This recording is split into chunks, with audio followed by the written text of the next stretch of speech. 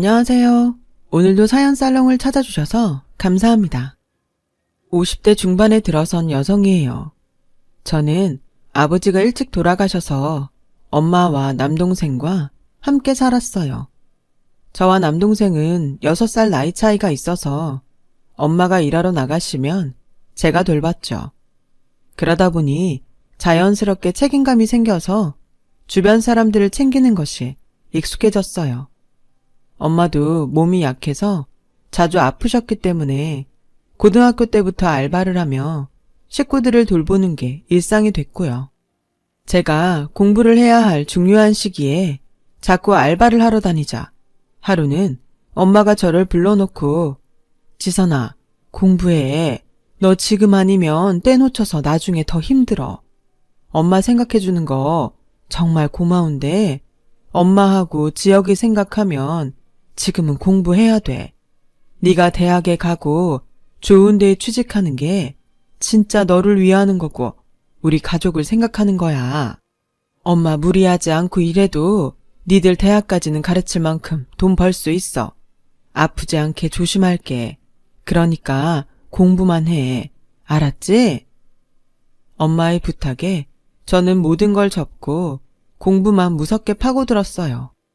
친구들하고 어울리지도 않고 공부만 했더니 서운해하는 애들도 있었지만 대부분의 친구들은 저를 따라서 같이 공부하더라고요. 그렇게 열심히 한 덕분에 성적은 계속 올랐고 고3 때는 원하는 대학에 원서를 넣어도 될 만큼 성적이 잘 나오게 됐어요. 물론 내신 성적도 포함이 되기 때문에 1학년 때 좀 뒤떨어졌을 때가 걱정이 되긴 했어요. 하지만 그만큼 더 열심히 노력을 했죠. 그 결과 저는 좋은 대학에 들어갈 수 있게 됐어요. 엄마와 동생은 제가 명문대생이 된 걸 좋아했지만 그것보다 제 학벌이 우리 식구한테 도움이 될 것 같아서 그게 더 기뻤어요. 학교에 들어가선 취미생활을 하는 동아리보다 제 취업에 도움이 되는 게 좋겠다고 생각해서 주식투자 동아리에 들어갔어요. 전에는 잘 몰랐는데 제가 투자에 좀 소질이 있더라고요.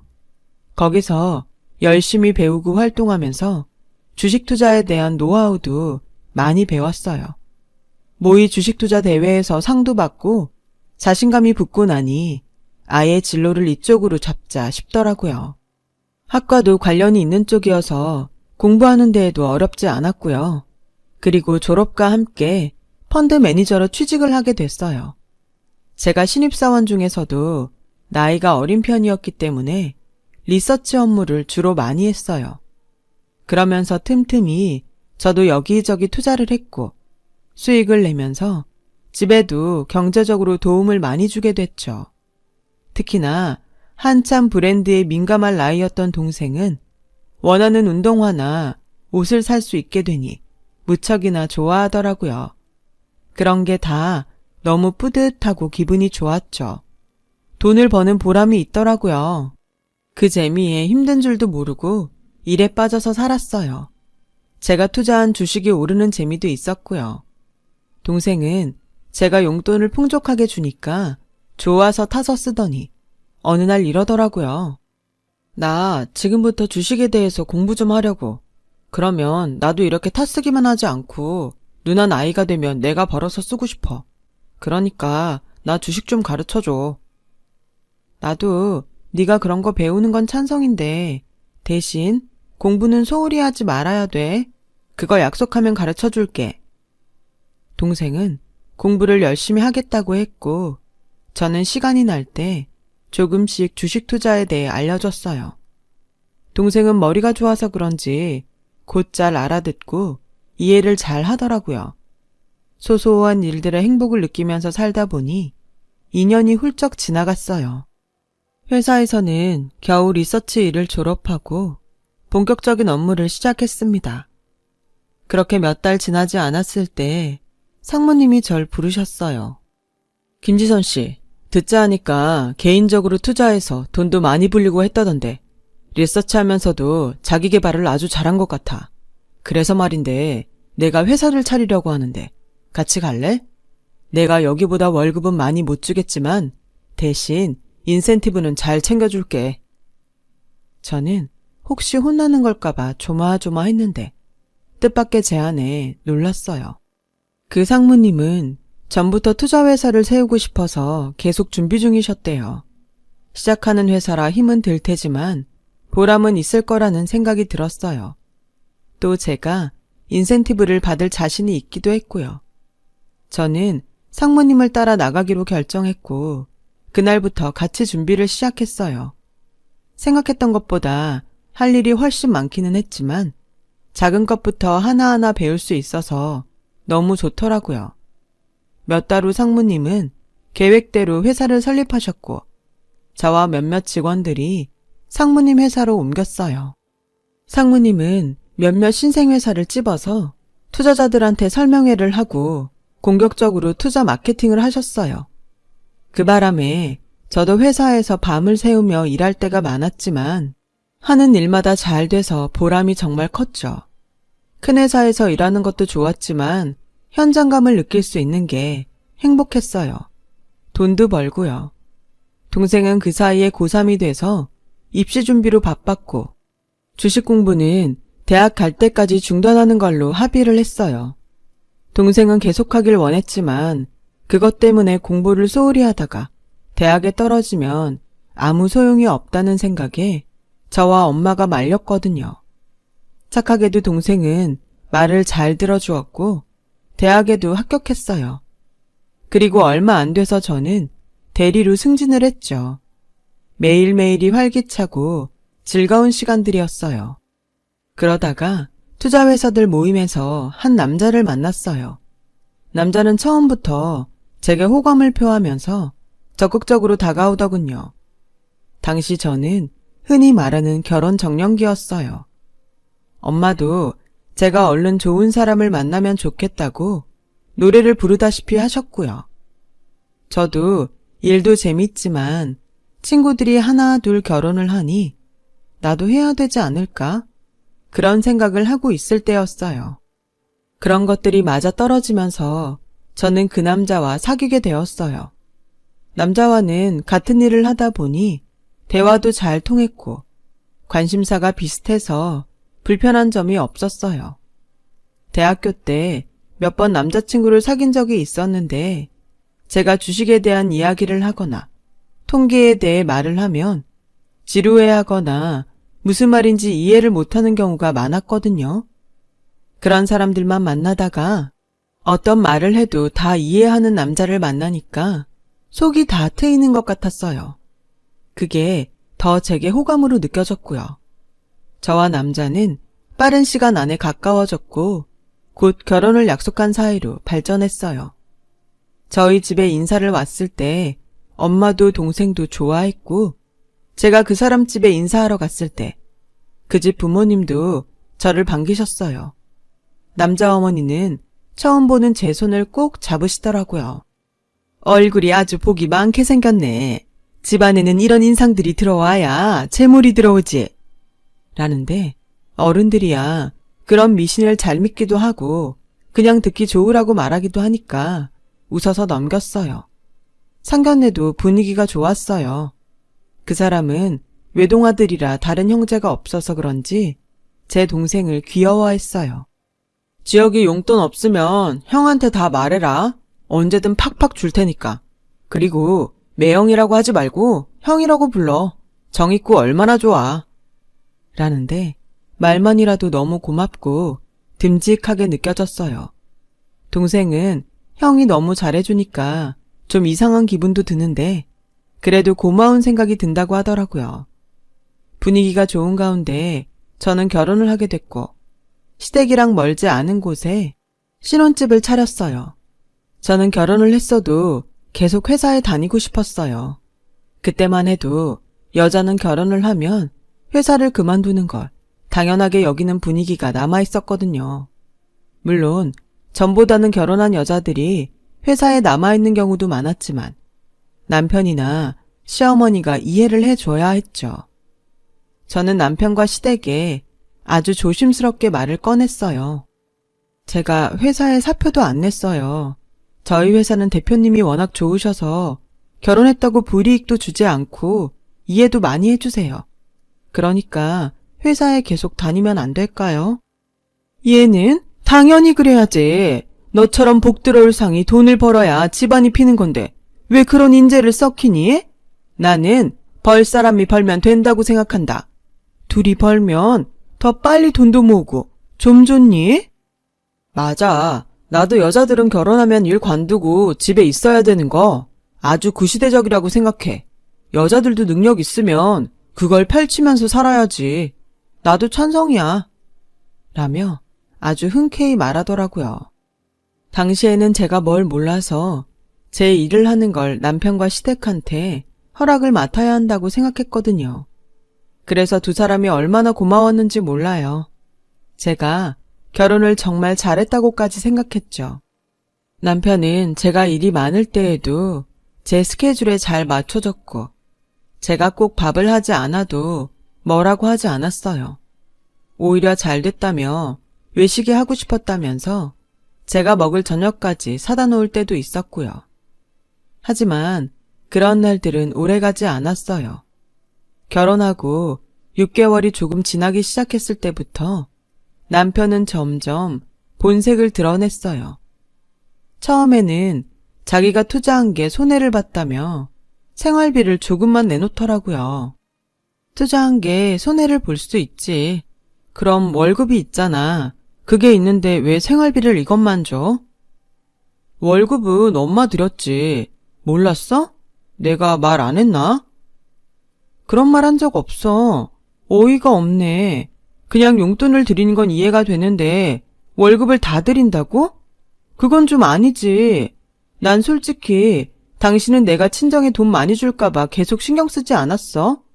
그래서 친정에 용돈만 조금씩 드린단 말이야. 근데 어떻게 이래? 당신은 이제 결혼했으니까 우리 집 사람이니까 경우가 다르지. 이러는데 너무 기가 막혀서 말이 안 나오더라고요. 그럼 시어머니한테 투자한 게 손해를 봤으니 월급을 다 못 드린다고 말씀드리라고 했더니 죽어도 못한다는 거였어요. 그래서 제가 시어머니를 만났죠. 예, 그래서 내가 누누이 얘기했잖아. 우리 집에서 돈 벌 사람은 너라고. 돈 벌 사람이 나가서 벌어야 한다니까.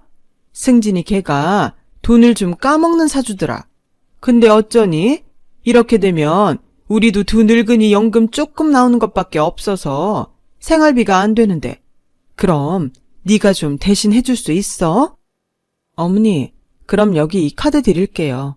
제 용돈 통장에서 빠져나가는 거니까 생활비 용도로만 쓰세요. 그렇게 정리를 하고 집에 돌아왔는데 남편이 잠옷을 입고 과자를 먹으며 TV를 보고 있더라고요. 당신 왜 이렇게 일찍 들어왔어? 혹시 회사를 안 간 거야? 어떻게 된 거야? 나 사표 냈어. 조금 있다가 사업 시작하려고. 아직 시간이 있어서 그동안은 좀 쉬려고. 사업이라니? 무슨 사업? 그런 얘기 한 적 없잖아. 당신의 회사에서 투자하는 거야? 무슨 아이템인데? 선배랑 동업하는 건데 자동차 액세서리 쪽이래. 자세한 건 나도 몰라. 아, 맞아. 투자라니까 생각났는데 당신의 회사에서 투자하면 안 되나? 우리 회사에서는 영 관심이 없어. 라는데 정말 딱 들어도 답이 없는 사업 같았어요. 게다가 남편은 그게 어떤 사업인지도 잘 모르더라고요. 적어도 투자회사에서 일을 했는데 자동차 액세서리도 많은데 그 중에 어떤 건지, 전망은 어떤지, 어디서 어떻게 수익을 낼지 검토도 안 했냐며 한마디 했죠. 그런 건 선배가 다 알아서 한댔고 나도 보니까 나쁘지 않더라고. 너무 걱정하지 마. 하는데 정말 믿음이 안 갔어요. 제가 사업 계획서를 보니까 자동차 작은 액세서리라도 기술을 기반으로 하는 것인지 아니면 어디서 떼다가 유통을 하는 건지 여러 가지가 있잖아요. 액세서리라는 것도 정확히 어떤 건지 너무 애매했고 당연히 제대로 된 수익 모델도 없었어요. 저도 이런 기획서는 안 받을 것 같더라고요. 그런 얘기를 하자 남편은 오히려 화를 냈어요. 아, 시끄러. 여기가 회사야, 집이야. 내가 회사에서 듣던 소리 집에서 또 들어야겠어? 나 좀 쉬자. 진짜 쉬고 싶어. 그동안 회사에서 너무 들볶였다고. 적성에도 안 맞는데 다니느라 얼마나 힘들었는데. 라며 문을 쾅 닫고 들어갔어요. 그렇게 놀기 시작한 게 6개월이 넘어가더라고요.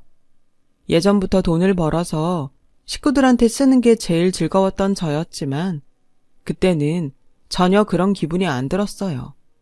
오히려 고역이었어요. 혼자서 생활비에 적금에 시어머니 생활비까지 내야 했으니까요. 거기다가 시어머니는 가끔씩 반지나 목걸이 같은 걸 말없이 사고 카드를 긁어서 저를 곤란하게 만들었어요. 제가 자제해달라고 말을 하면 꼭 하는 말이 다른 집 며느리들은 돈 벌어서 별걸 다 해준다는데 나는 고작 이런 거 하나 사고도 잔소리나 듣고 아유 내 팔자야. 아주 돈을 쌓아놓고 지만 잘 먹고 잘 살겠다는 심보네. 라며 툴툴거렸고 그럴 때마다 시아버지는 저를 째려보며 못마땅하다는 듯 크게 헛기침을 하고 방문을 쾅 닫고 들어가셨어요. 저는 남편한테 도대체 그 사업 언제부터 하냐고 했죠. 그랬더니 사업이 없던 일이 됐다는 거였어요. 그러니까 내가 당신 회사에 말 좀 잘해달라고 했잖아. 이게 뭐냐고. 졸지에 백수 됐잖아. 그럼 취직을 다시 해. 싫어. 나 이제 회사 다니기 싫어. 원래 내 사주팔자가 사장이랬는데 회사에서 직원 노릇하려니까 아주 뼈가 다 사갔다고. 라며 말도 안 되는 소리를 하는 거였어요. 그래도 어떻게든 참아보려고 했는데 그러고도 3개월이 넘어갔고 저는 당장 가서 물어달라고 사정을 했어요. 너 이번 내 생일에 뭐 해줬니? 화장품밖에 더 했어? 내가 아주 아들이 돈 못 번다고 네 눈치 보느라 숨이 막혀 죽겠다.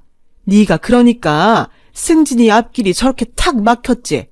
아주 돈 벌어 혼자 쓸 사주라는 말 안 믿었는데 정말이었네. 됐으니까 너 계속 그런 식으로 하려면 우리 집안에서 나가. 라며 오히려 큰 소리를 치는 거였어요. 남편도 저를 보는 눈초리가 험해졌고 저희는 각방을 쓰다가 결국 몇 달 후 이혼을 하게 됐어요. 제가 그 집을 나오고 얼마 안 돼서 우연히 남편 집을 지나치는데 어떤 여자하고 같이 나오더라고요. 저는 몰랐는데 저하고 이혼하기로 하기 전부터 그 여자와 만나고 있었다는 거였어요. 시댁하고 인사도 했고요.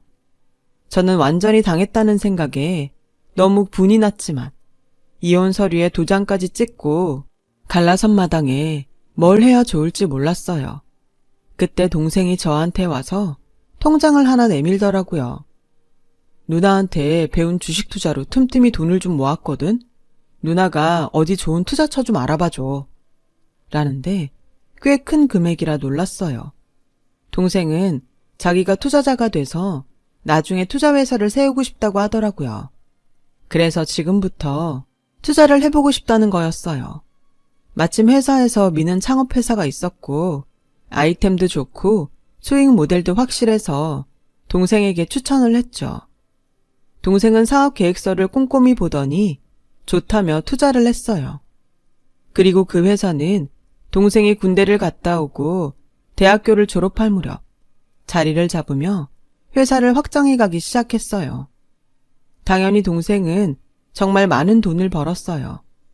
동생은 그 돈으로 또 다른 회사에 투자를 했고 엄마 앞으로 건물도 사들였어요.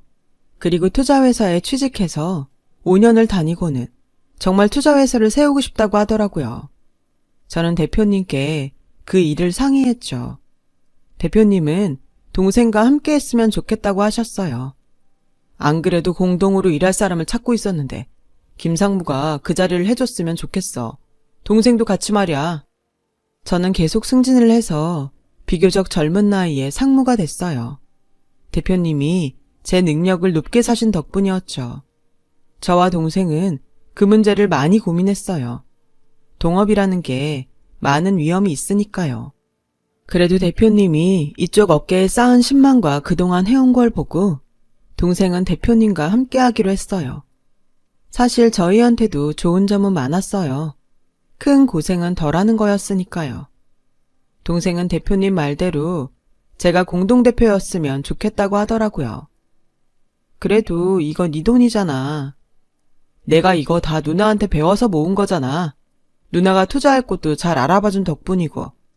그리고 이 나이에 상무면 성공한 건데 뭘. 난 찬성이야. 그리고 누나 밑에서 더 많이 배워야지. 나는 아직 부족한 것 같아. 라며 저를 격려해줬어요. 회사가 더 성장하면서 새로운 사옥을 알아보고 있었는데 마침 적당한 매물이 나왔다고 해서 동생과 함께 보러 갔어요. 건물은 저희 회사가 쓰기에 괜찮아서 계약을 하려고 했어요.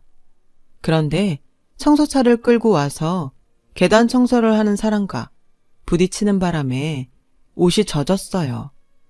죄송해요. 아유, 그러게. 앞을 좀 보고 다니시지. 라며 오히려 저보고 뭐라고 하는 청소 아줌마를 본 저는 너무 놀랐어요.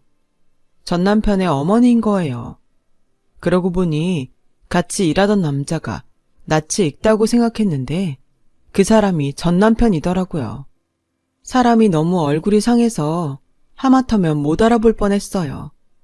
전 남편은 저와 동생을 보더니 머뭇머뭇대다가 꽁무니가 빠져라 뛰어나가더니 어디론가 사라졌어요. 저희가 건물주와 계약을 하고 나왔더니 시어머니는 기다렸다는 듯이 제 손을 덥석 잡았어요. 아가, 옷은 괜찮니? 비싸 보이던데 엉망이 돼서 어떡하니? 그건 그렇고 아직 회사는 다니고 있나 봐. 하더니 제 명함을 달라고 하더라고요. 그냥 무시하려다가 제가 상무라는 걸 좀 봐라 싶기도 해서 명함을 건넸어요. 그랬더니 다음날 회사로 찾아온 거예요. 네가 상무가 됐구나. 역시 네가 돈은 잘 버는 사주가 많네. 내가 이렇게 온 건 우리 승진이 한 번만 도와줘라. 응?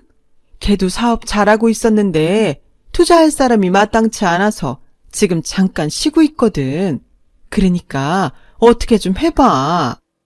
잘 나가는 사업인데 쉬고 있다고 건물 청소를 하러 다녀요? 이해가 좀 안 되네요.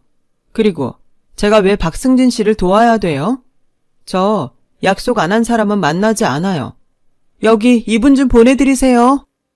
라고 하자 직원 둘이 나와서 시어머니한테 나가달라고 했어요. 하지만 시어머니는 막무가내로 소파에 눌러 앉아서 꼼짝도 안 했어요. 네가 우리한테 어떻게 이렇게까지 하니? 그래도 한때 가족이라는 이름으로 같이 살았던 정이 있는데 우리가 좀 못 살게 됐다고? 이렇게 외면하면 도리가 아니잖아. 라며 큰 소리로 울먹였고 직원들은 제 눈치를 보며 어쩔 줄 몰라 하더라고요. 제가 그한테 가족이었던 댁들 때문에 다신 결혼 안 하고 살아요. 시댁의 시자는 쳐다도 보기 싫어서 시금치도 안 먹는데 정은 무슨 정. 무슨 사업을 했는지 몰라도 우리 회사는 아무한테나 투자하는 자선 사업하는 데 아니에요.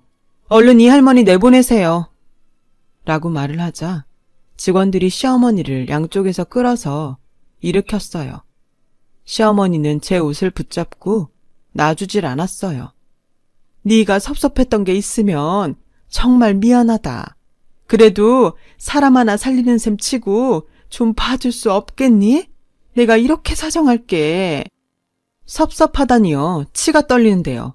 그리고 정 할 말 있으면 본인이 직접 뭐든지 해야지. 이렇게 늙은 어머니를 앞세우는 건 무슨 경우랍니까? 그렇게 억지로 끌어내다시피 해서 내보냈고 다음 날은 전 남편이 나타났어요. 그 사람은 저를 보자마자 자기한테 투자하면 계약서에 쓴 것보다 2배로 돌려주겠다고 큰 소리를 쳤어요. 그럼 애초에 그렇게 계약서를 쓰면 되죠. 제가 이런 식으로 투자자 잡으려고 하는 사업자 한두 사람 본 줄 알아요? 애초에 댁은 사업할 체질이 아니네요. 엄마 말만 듣고 사주가 어쩌고 하면서 노력할 생각도 안 하는데 무슨 사업이 되겠어. 그리고 다시는 찾아오지 마. 부인 등쳐먹고 집에서 놀고 먹다가 다른 여자 만나서 꼬투리 잡아 이혼한 거 다 떠벌리기 전에. 그땐 정말 미안했어. 이러지 말고 나 한 번만 살려주라. 응? 나도 다 사정이 있었어. 엄마가 그 여자 사주가 좋다고 자꾸 만나보라고 해서. 진짜 미안했어. 박승진 씨는 자기 생각도 없어? 엄마가 사주보고 말하는 대로 하게? 그런 사람한테는 절대 투자 못하지. 당신 때문에 어떤 사람 눈에서 피눈물 뽑으려고 그래? 저한테 한 번만 봐달라고 사정을 했지만 저는 냉정하게 잘랐어요. 남편은 재혼을 한 여자 돈으로 사업을 하다가 여자가 사업 자금을 다 빼서 도망을 가는 바람에 완전히 거리에 나앉았다고 하더라고요. 같이 하던 동업자라는 선배도 자기 수익만 딱 챙겨서 전 남편과 연락을 끊어버렸다고 하네요. 그러는 바람에 전 남편만 손해를 보고 돈도 다 잃었다는 거였어요. 시댁도 그 일로 어려워져서 결국 청소 대행업체에 들어가서 청소를 하러 다니게 됐다고 해요. 사정은 안 됐지만 예전에 저한테 했던 거며 제 돈으로 편하게 살려고 하다가 안 되니까 다른 여자를 만났던 걸 생각하면 여전히 분이 나네요. 어차피 지금은 연락도 안 되지만요. 동생은 좋은 여자를 만나 결혼도 하고 아이들도 낳았지만 저는 결혼하고 싶은 마음이 없어서 혼자 살고 있어요. 엄마도 능력 있는데 굳이 결혼하지 않아도 된다고 하시네요. 지금은 엄마랑 둘이 살면서 동생 가족들과 좋은 시간도 보내고 그렇게 살고 있어요. 제 얘기는 여기까지예요. 이렇게 긴 얘기 들어주셔서 감사하고요. 듣고 계신 모든 분들한테 좋은 일들이 많이 생기시길 바랄게요. 다들 건강하고 행복하세요. 여러분, 사연 댓글에 응원과 현명한 조언 부탁드려요. 좋아요와 구독은 저에게 큰 힘이 됩니다. 오늘도 좋은 일 가득하세요.